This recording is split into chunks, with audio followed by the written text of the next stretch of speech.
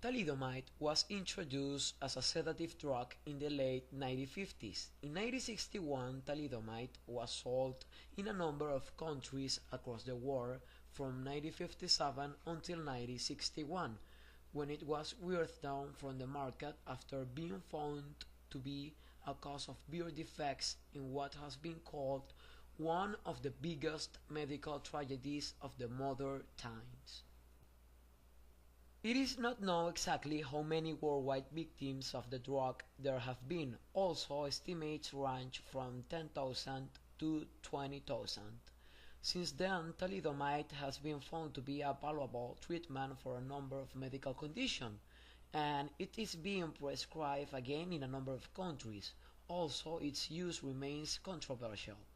The thalidomide tragedy led to much stricter testing being required for drugs and pesticides before they can be licensed. Thalidomide was developed by German pharmaceutical company Grünenthal in Stolberg, near Aachen. Also, this claim has recently been challenged. A report published by Martin W. Johnson, director of the Thalidomide Trust in the United Kingdom, mentioned evidence found by Argentinian author Carlos de Napoli that suggests the drug had been developed as an antidote to nerve gas, such as sarin in Germany in 1944, 10 years before Grünenthal secured a patent in 1954.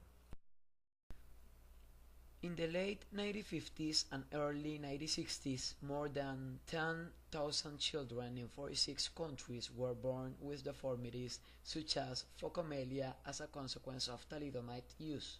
The Australian obstetrician William McBride and the German pediatrician Rico Lanz suspect a link between birth defects and the drug, and this was proved by Lanz in 1961.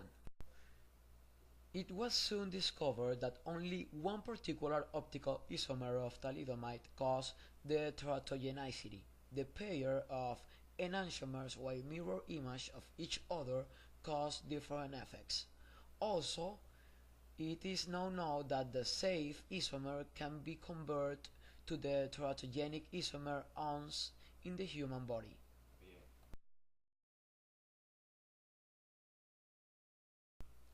In 1964, Yakov Cheskin, professor at the Hebrew University of Jerusalem at Hadassah University Hospital, administered thalidomide to a critically ill patient with erythema nodosum leprosum, a painful complication of leprosy, in an attempt to relieve his pain in spite of the ban.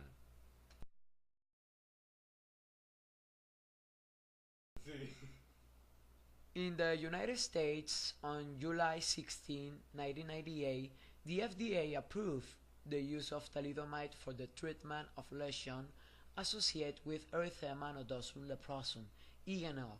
Because of the thalidomide's potential for causing birth defects, the distribution of the drug was permitted only under highly controlled conditions. The FDA required that Solgen Corporation, which planned to market thalidomide, establish a system for thalidomide education and prescribing safety oversight program.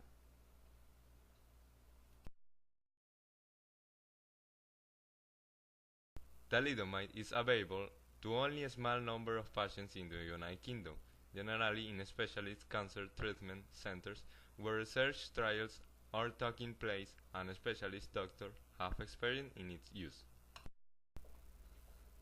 Brazil has the second highest prevalence rate of leprosy in the world, and thalidomide has been used by Brazilian physicians as the drug of choice for the treatment of severe ENL since 1965.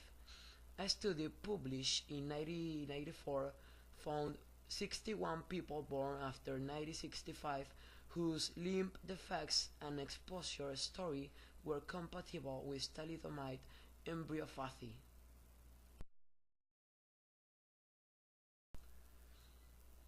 Thalidomide was first tested in humans as a single agent for the treatment of multiple myeloma in 1996 due to its anti-angiogenic activity, as the full study published in 1999. Since then, many studies have shown that thalidomide in combination with dexamethasone has increased the survival of multiple myeloma patients. Thalidomide binds to and inactivates the protein cereblon, which is important in line formation. The inactivation thus leads to a teratogenic effect on fetal development. Apart from its infamous tendency to induce birth defects and peripheral neuropathy, the main side effects of thalidomide include fatigue and constipation.